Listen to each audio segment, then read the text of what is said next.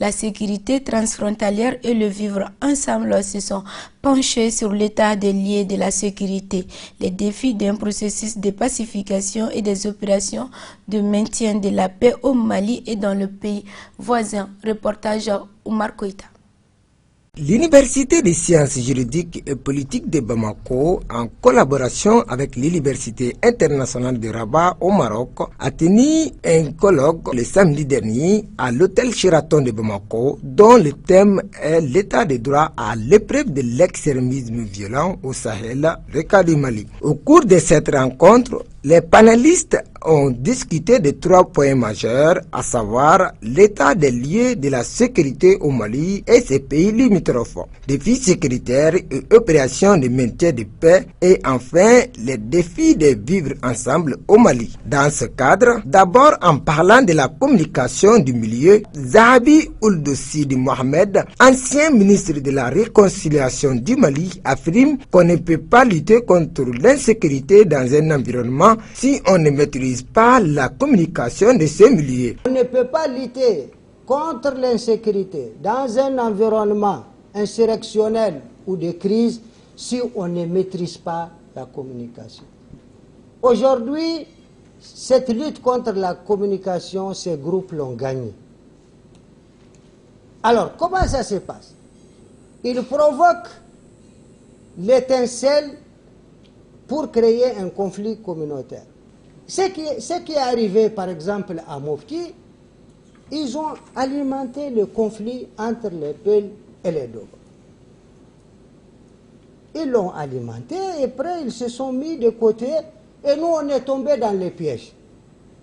Donc ça a créé un délit de faciès qui a amené des bavures et qui ont fait que ça a alimenté le conflit entre les Dogons et les Peuls.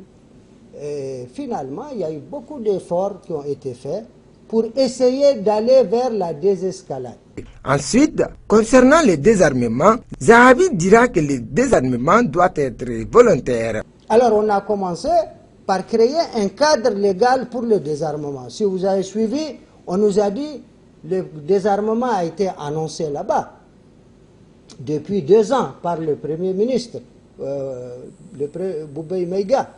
Mais on a regardé qu'effectivement, par rapport au désarmement, nous sommes dans une situation qui a besoin d'une nouvelle stratégie. Tu ne peux pas appliquer le désarmement tel qu'il est conçu par les Nations Unies, dans ce qu'ils appellent leur fameux manuel, dont je fais partie d'ailleurs des rédacteurs, ce qu'ils appellent International DDR Standards. Ça, c'est le manuel qu'on utilise. Et quand je les ai vus, j'ai dit non, on ne peut pas appliquer ce manuel au cas des Mopti, parce que nous craignons de tomber dans le cas de la Bosnie. La Bosnie, il y a eu un désarmement avec les Nations Unies, les populations étaient désarmées, après il y a eu des groupes extrémistes qui sont venus les massacrer. Le même ordre d'idées, Béatrice Meza dira que le Mali avait besoin d'une réflexion pareille. Et moi je pense qu'on avait besoin au Mali d'entamer une réflexion pareille par le bas et par le haut. Par le bas à travers des chercheurs qui sont sur le terrain bien sûr et qui portent une réflexion critique, donc une pensée critique, ça c'est aussi importante bien sûr.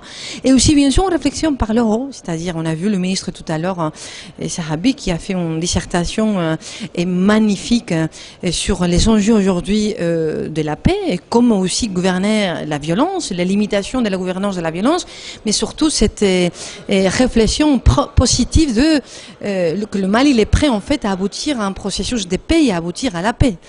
À noter que cette journée scientifique a été riche en débats approfondis avec des conclusions prometteuses.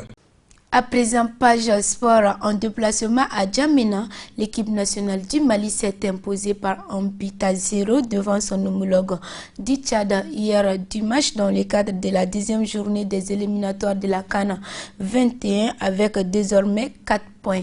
Les Aigles sont 2e du groupe A derrière la Guinée. Suivons ce billet avec Moussa Diabaté. Tenus en échec à domicile le jeudi passé par la Guinée de buts partout, les Aigles du Mali ont eu une belle réaction face au Tchad ce dimanche pour le compte de la deuxième journée des éliminatoires CAN Cameroun 2021. Considérés comme favoris de leur groupe, les hommes de Mohamed Makasouba ont fait respecter leur statut devant leurs adversaires du jour en l'emportant 2-0 sur des réalisations signées Moussa Djenepo et Adama Traoré d'Imalouda. Avec désormais 4 points chacun, le Mali et la Guinée sont co-leaders devant la Namibie 3e avec 3 points et le Tchad, auteur de 2 défaites, ferme la marche avec 0 points. Ainsi prend fin ce journal d'information. Merci à vous de l'avoir suivi et bonne suite de programme sur la Liberté Télévision.